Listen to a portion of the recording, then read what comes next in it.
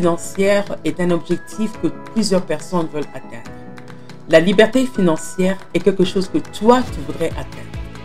Tu as un seul boulot, tu n'as pas assez d'argent, il est très difficile de relier les deux bouts de mois. Tu n'as pas de boulot, tu cherches à avoir du boulot, tu veux étudier, tu veux avancer, tu veux t'acheter des choses, tu veux t'acheter des actifs, mais tu es incapable de le faire parce que tu n'es pas libre financièrement. Sachez que la route vers la liberté financière comporte 5 niveaux. Le premier niveau, c'est la survie. Le deuxième niveau, c'est la stabilité. Troisième niveau, c'est la sécurité. Quatrième niveau, c'est la liberté financière. Et cinquième niveau, c'est la liberté absolue. Aujourd'hui, je te pose une question. À quel niveau tu es? Pour connaître la réponse, je t'invite à suivre cette série que j'appelle les 5 niveaux de la liberté financière. Dans mon parcours de coaching et de consultante, j'ai eu des questions de plusieurs personnes me demandant que faire pour augmenter leur niveau de vie. Les gens pensent qu'il faut commencer par faire un business ou commencer par trouver un nouveau travail ou plutôt s'endetter. Mais avec mon parcours, j'ai compris qu'il y a des niveaux et ces niveaux de la liberté financière sont très importants à connaître. C'est pour ça, dans mon académie Envol, j'ai créé un cours que j'appelle la clinique de la liberté financière.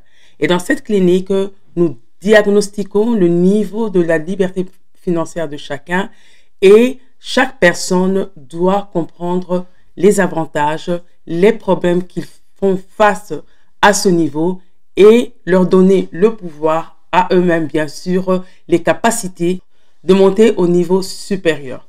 C'est pour ça, dans cette série que j'ai préparée très méticuleusement pour vous, je vais parler des 5 niveaux de la liberté financière et chaque épisode aura un niveau. Aujourd'hui, nous allons introduire avec la prise de conscience. Donc, les 5 niveaux de la liberté financière, qui est le titre de cette série, demande à ce que chacun puisse connaître où il en est. Les gens veulent arriver au bout du chemin de la liberté financière. Mais pour cela, il y a des étapes, il y a 5 étapes incontournables de la liberté financière. Mais avant tout, il faut la prise de conscience. La prise de conscience est très importante. C'est au moment où on comprend qu'on a un problème financier qu'on peut avancer. Donc, vous devez commencer par analyser votre situation. Votre situation présente, bien sûr, et en faire un point. Cela, bien sûr, vous aidera à connaître au niveau où vous êtes et la nature des objectifs que vous fixerez afin d'aller à l'étape suivante. Donc, de préférence, quand vous êtes à la route, à l'exit vers votre liberté financière, comme je l'ai indiqué, il faudrait que vous changiez de mindset. La solution, c'était d'avoir une pacification avec l'argent, de rationaliser et savoir que l'argent est juste un outil d'échange qui vous permet de payer des factures, de payer votre maison, d'avoir de la nourriture, payer votre transport. Bien sûr, après avoir pris conscience de votre position financière, votre destination à la liberté financière, des principes nécessaires pour réussir, alors vous pouvez accéder à l'étape suivante. Mais pendant ce parcours, souvent, les gens rencontrent 3 obstacles. La première des obstacles, c'est la faible capacité d'économie. C'est la plus grande préoccupation mentale et handicap auquel les gens font face. Souvent, les gens disent que c'est parce qu'ils ne gagnent pas assez d'argent. Le problème, ce n'est pas le nombre d'argent que tu gagnes, mais le problème, c'est que es-tu capable d'épargner avec le montant que tu as? Et puis, il faut savoir que beaucoup de gens ont des dépenses mensuelles qui sont évitables. Par exemple, aller dîner au restaurant au lieu de préparer à la maison, acheter des habits qui ne portent pas pendant l'année, aller avoir beaucoup de cartes de membres, par exemple, le carte de membre pour le sport, le carte de membre de Netflix, le carte de membre de autre chose, mais pourtant, vous ne les utilisez pas. Si vous commencez à comprendre cela, à prendre conscience de cela, eh bien, il y aura un changement. Il faut surtout faire attention aux services qu'on paye mensuellement et dont on n'utilise pas. La deuxième des choses, c'est qu'ils se paralysent de peur de perdre leur argent. Donc, ils ne passent pas à l'étape suivante. Ils n'investissent pas. Ils ont peur d'acheter un appartement, ils ont peur d'acheter une maison, ils ont peur d'investir dans des bourses, ils ont peur de commencer une entreprise juste parce qu'ils ont peur. Et cette peur les amène à éviter l'effort d'épargner et plus tard d'acheter des actifs. Par exemple, d'acheter une maison qu'ils peuvent après faire louer ou un appartement ou un garage. Et ces maisons veulent leur donner des actifs, c'est-à-dire qu'il y aura des paiements mensuels pour eux. Donc, nous voici maintenant, nous allons parler de la survie. La survie, c'est ce niveau qui est le plus bas sur l'échelle pour atteindre la liberté financière. Et ce niveau, bien sûr, la survie, se caractérise par le fait de vivre au jour. Et souvent en anglais, on dit vivre paycheck, qui s'interprète salaire après salaire. Mais malheureusement, dans le niveau de survie, se trouvent beaucoup de salariés sans forcément avoir la conscience qui se trouve à ce niveau. C'est ce qu'on appelle le rat race, donc la course du rat dans sa roue. Donc, ils vivent de jour en jour, ils dépensent énormément, ils n'ont pas d'économie, donc la vie continue sans pour autant avoir un niveau supérieur. Ils sont généralement pris au piège des dettes. C'est-à-dire quoi? Ils ont un salaire, ils prennent une maison, ils achètent une voiture, ils ont des cartes de crédit, ils achètent des choses qu'ils n'ont pas besoin. Et après avoir pris ces cartes de crédit, après avoir pris ces maisons, après avoir pris ces voitures, après avoir pris toutes ces choses en crédit, eh ben, ils se trouvent dans les dettes. Ce qui fait qu'ils vont au travail, ils gagnent de l'argent et cet argent est seulement pour payer les factures. Donc, à ce niveau, vous travaillez pour quelqu'un. Donc, vous échangez votre temps contre de l'argent. Ce qui fait, vous vivez à découvert et vous utilisez de l'argent que vous n'avez pas. Comment? Par des cartes de crédit ou par des prêts chez les gens. Et en fin de compte, vous vous trouvez endetté. C'est ce qu'on appelle la course du rat. OK? Mais à ce stade, il est difficile de faire cette différence.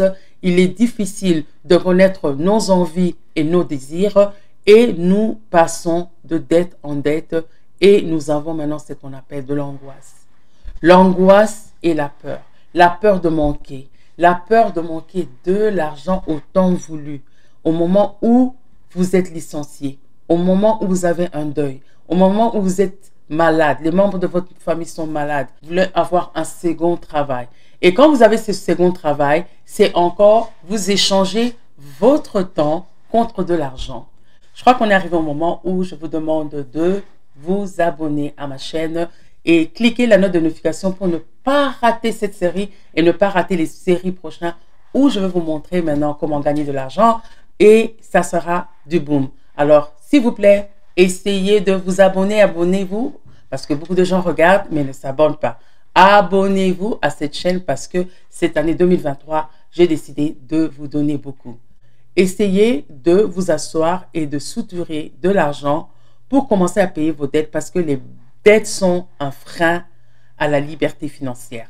Vous pouvez parler à vos créanciers, leur dire que vous pouvez leur payer un certain montant chaque mois et cela va vous alléger et cela va aussi les satisfaire parce que vous allez payer vos dettes. Et pour finir, vous devez chercher des nouvelles sources de revenus. Et ces sources de revenus vont accélérer le processus du saut de niveau. La fois passée, nous avons parlé de la survie. Cette fois-ci, nous parlons de la stabilité. Ce sont des enseignements, bien sûr, qu'on n'apprend pas à l'université ni à l'école, mais nous allons vraiment parler de ça. Donc, dans le premier niveau, nous avons dit que les personnes ne vivent pas, mais les personnes survivent. C'est ce qu'on appelle l'esclavage moderne. Et ces personnes ont une seule source de revenus et l'unique source de revenus que ces personnes ont provient de leur travail. Donc, ils échangent le temps à de l'argent. 8 heures, 12 heures, 16 heures au travail et après avoir travaillé ces heures, on doit les payer. Le grand problème pour le premier niveau, c'est quoi? C'est lorsque ces personnes perdent leur travail. Ils peuvent tomber malades ou leur voiture ne fonctionne plus. ce qui se passe, ils n'arrivent pas à aller au travail, donc ils n'arrivent pas à changer leur temps à l'argent. Donc, tous ces imprévus comme une panne de voiture, un manque d'argent dû à des dettes ou bien une urgence médicale ou tout simplement un deuil dans la famille, eh bien, ces gens sont dans des problèmes.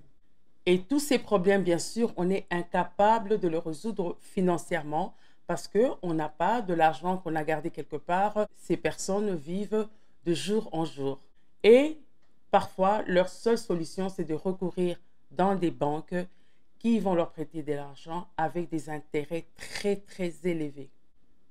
Et c'est qu'on remarque souvent que leur dépense est supérieure à leurs revenus. C'est pour ça que ces personnes ont des dettes toxiques avec des intérêts très élevés, comme des cartes de crédit renouvelables avec son système revolving.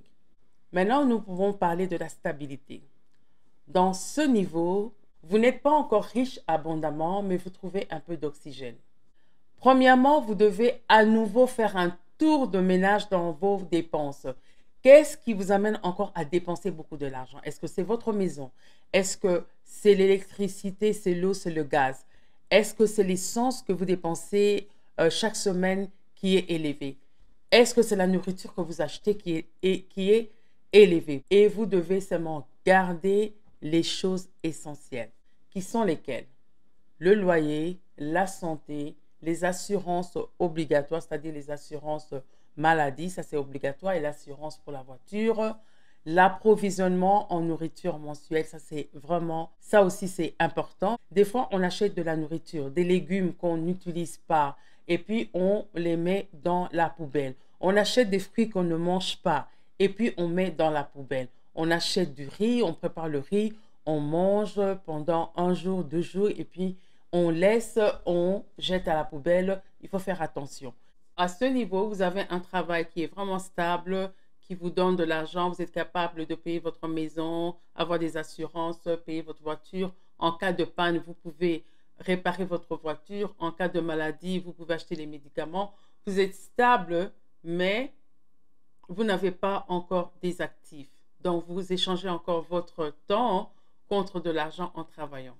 Le point positif dans ce stade, c'est que tu disposes déjà d'une épargne de au moins 3 à 6 mois qui va te permettre de couvrir les frais en cas de maladie, en cas de chômage, en cas d'imprévu. Et puis, troisièmement, tu as souscrit à une ou plusieurs assurances qui te donnent une garantie en cas de décès ou en cas de maladie. En cas de décès, ça donne au moins de l'argent à ta famille. Donc, mentalement, tu es satisfait. Et en cas de maladie, vous avez l'assurance maladie. Vous n'avez pas des montants exorbitants à payer parce que l'assurance va prendre en charge.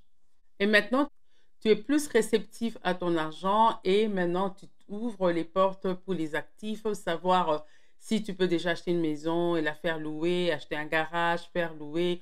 Donc, tu cherches déjà des autres sources de revenus pour quitter ce stade. Commencez à acheter des actifs financiers qui vous rapportent des dividendes. Intéressez-vous aux produits boursiers les moins risqués. Vous pouvez investir dans les biens immobiliers et il faut bien regarder pas n'importe lesquels. Privilégiez les biens à faible valeur mais qui rapportent de l'argent. Et pour terminer, pour passer à l'autre niveau, on ne cesserait de le dire, formez-vous. Il existe beaucoup de livres qui vont vous permettre de créer de la valeur. Et sachez que dans les 2 cas, nous dépendons encore de notre travail, c'est-à-dire que nous échangeons notre temps à l'argent. Dans le cas de la survie, on était endetté, on a essayé de consolider nos dettes, mais dans le niveau de la stabilité, nous avons déjà un plan pour payer nos dettes ou peut-être nous avons déjà fini à payer notre dette et nous sommes capables d'économiser.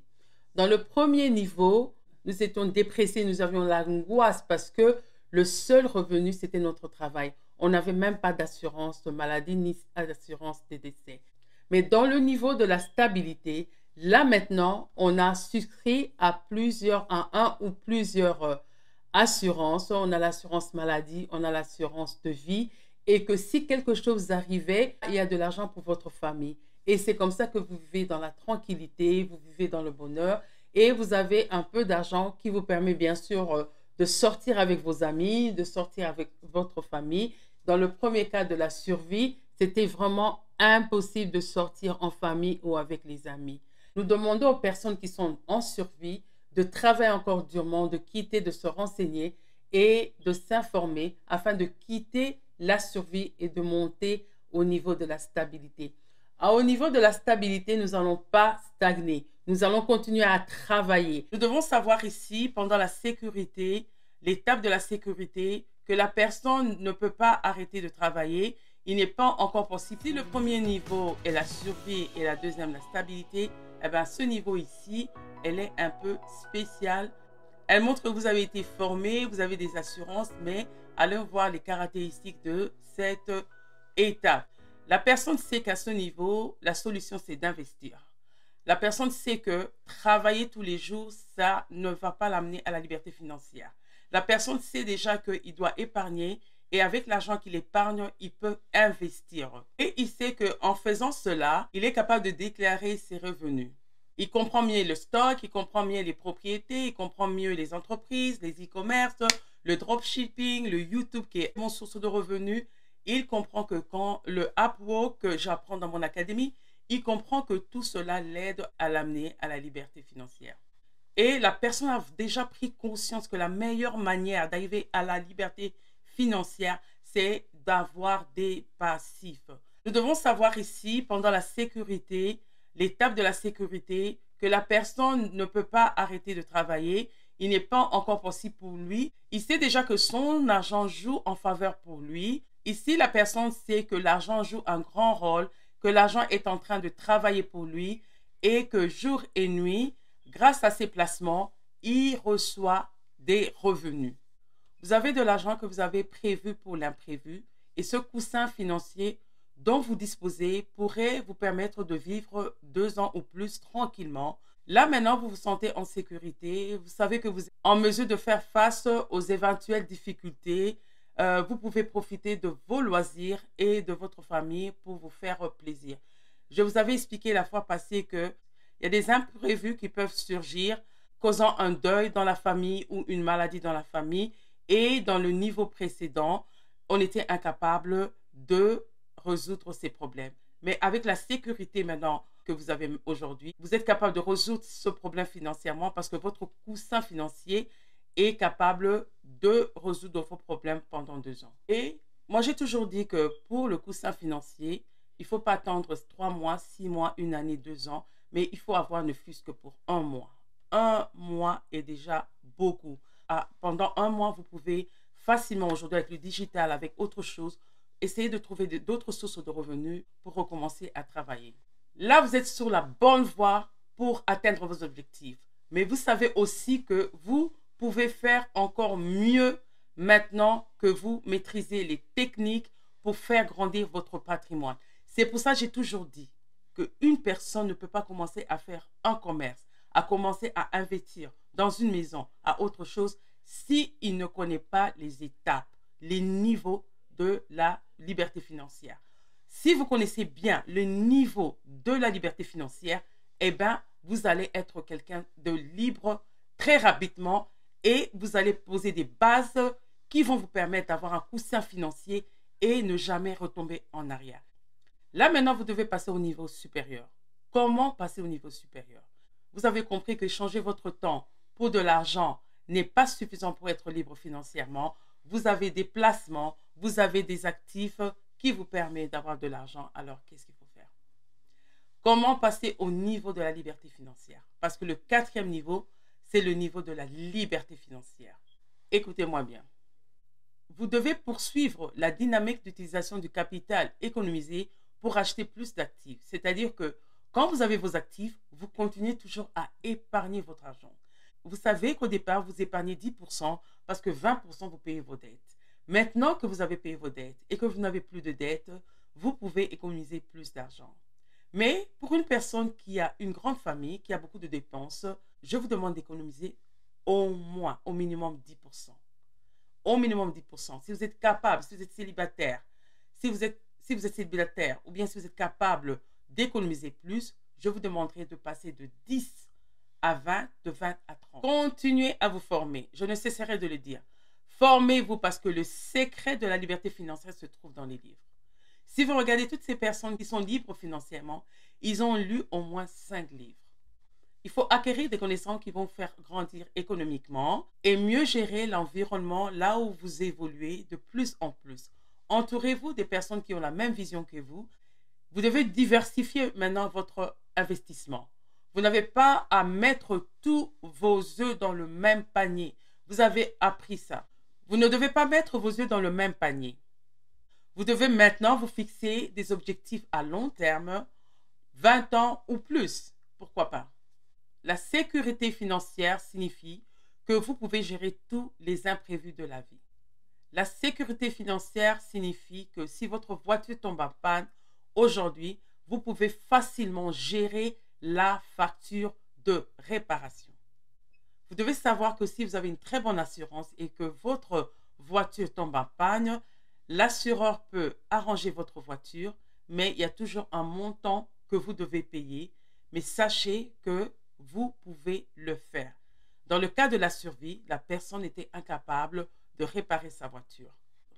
La sécurité financière vous permettra que, au jour où vous perdez votre emploi, vous avez suffisamment d'argent à la banque pour pouvoir traverser la période pendant laquelle vous êtes au chômage. Si vous êtes arrivé au niveau de la sécurité financière, vous ne l'êtes pas arrivé par hasard. Vous avez certainement appliqué les principes fondamentaux de la sécurité financière qui sont les suivants. Vous avez un fonds d'urgence d'au moins 6 mois. Vous avez diversifié vos revenus. Vous êtes correctement assuré. Votre santé mentale est au top.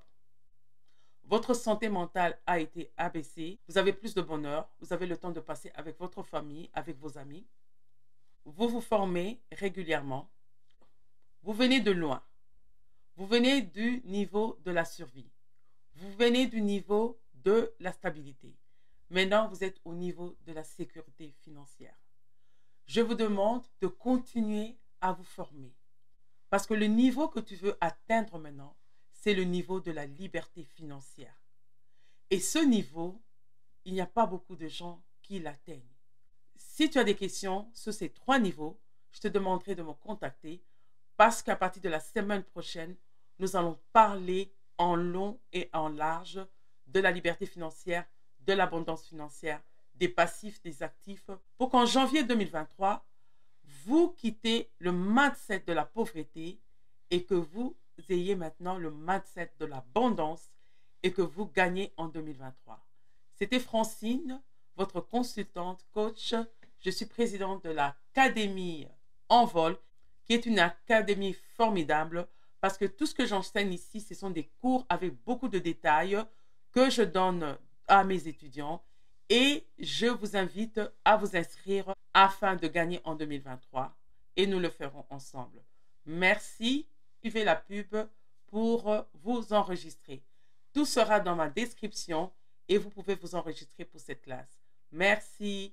Bye. C'est Francine, votre coach entrepreneur digital et je suis la présidente de l'Académie Envol. La beauté de l'Académie Envol, c'est que nous utilisons ces étapes comme nos cours et nous apprenons à nos étudiants à connaître les étapes de leur vie. Et la question que je vous pose aujourd'hui, à quelle étape de votre vie vous êtes? Êtes-vous encore en train de travailler votre mindset? Êtes-vous encore en train de travailler sur votre vision? Est-ce que vous êtes dans la budgétisation, l'épargne, ou vous cherchez des sources de revenus, ou encore vous êtes dans l'investissement? Et vous savez quoi? La beauté de tout ça, nous utilisons le digital. Je vous remercie et merci de nous avoir suivis. Bye!